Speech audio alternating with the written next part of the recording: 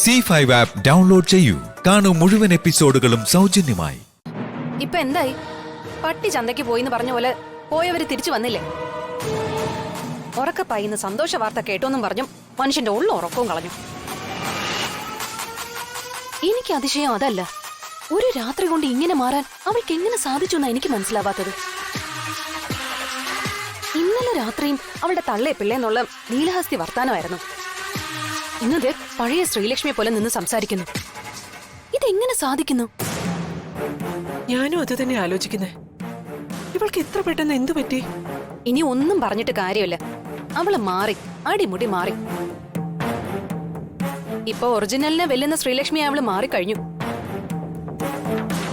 ഇനിയും ചെന്നിട്ട് അവള് വർമ്മൻ വില്ലയിലെ ശ്രീലക്ഷ്മി അല്ല, നീലഹസ്തിയിലെ കണ്ണമ്മയാണെന്ന് പറഞ്ഞാലേ എനിക്കും അമ്മയ്ക്കും വട്ടുണ്ടോന്ന് മദറല്ലോ സംശയിക്കും. ആ സംശയം എല്ലാരും കൂടി ഊട്ടി ഉറപ്പിക്കുകയും ചെയ്യും.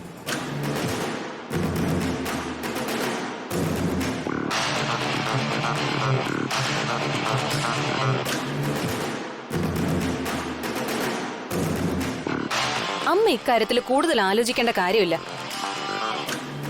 സംഭവം വളരെ സിമ്പിളാ. ഇതൊരു ഏണി പാമ്പും കളിയാ.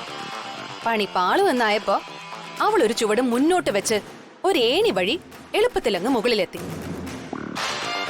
നമ്മളോ പേടിച്ച് പേടിച്ച് ഓരോ ചുവടും എടുത്ത് വെച്ച് വെച്ച് പാമ്പ് വിഴുങ്ങി നേരെ താഴേക്ക് വരികയും ചെയ്തു. ഇപ്പൊ സാദൃശ്യം കൊണ്ടും തേനൊലിപ്പിക്കുന്ന വർത്തമാനം കൊണ്ടും ആൾബലം കൊണ്ടും ഭൂരിപക്ഷം അവൾക്കായ സ്ഥിതിക്ക് അവളുടെ കളി ഇനി എന്താണെന്നും എങ്ങനെയാണെന്നും വെറും കാഴ്ചക്കാരെ പോലെ നോക്കി നിൽക്കാനേ നമുക്ക് കഴിയൂ.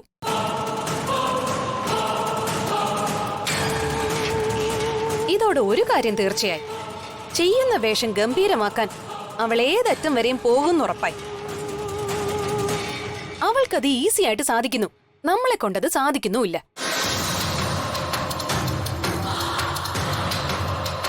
അങ്ങനെ എല്ലാം കണ്ട ഒരു മൂലയിൽ ഒതുങ്ങിക്കൂടാൻ എനിക്ക് കുറച്ച് ബുദ്ധിമുട്ടുണ്ട്. അവൾ ശ്രീലക്ഷ്മി അല്ല എന്നുള്ള കാര്യം എനിക്ക് നിനക്കും തീർച്ചയാ. ആ തീർച്ചപ്പെടുത്തൽ ഇവിടെ ഓരോരുത്തരിലും ഉണ്ടാക്കണം. ഒരർത്ഥത്തിൽ ഇപ്പോഴുള്ള അവളുടെ ഈ മാറ്റം നല്ലതിനാ. പക്ഷെ അവൾക്കല്ല, നമുക്ക് നല്ലതിനാണ്.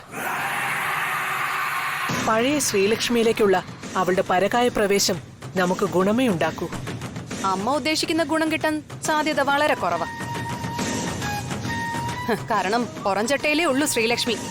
ഉള്ളില് കണ്ണമ്മ എന്ന ആരെയും വകവയ്ക്കാത്ത ഒരുത്തി ഒളിഞ്ഞിരിപ്പുണ്ട്. അമ്മ മറന്നില്ലല്ലോ ഒന്നും.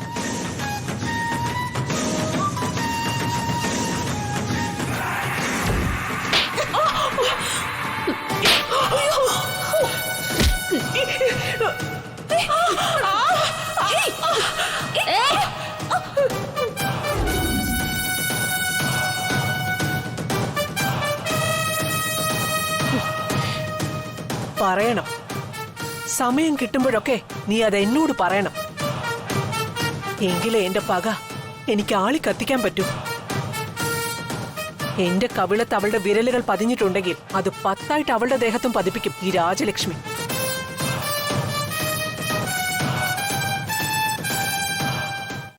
ഡൗൺലോഡ് ചെയ്യൂ C5 ആപ്പ്. കാണൂ എല്ലാ എപ്പിസോഡുകളും സൗജന്യമായി.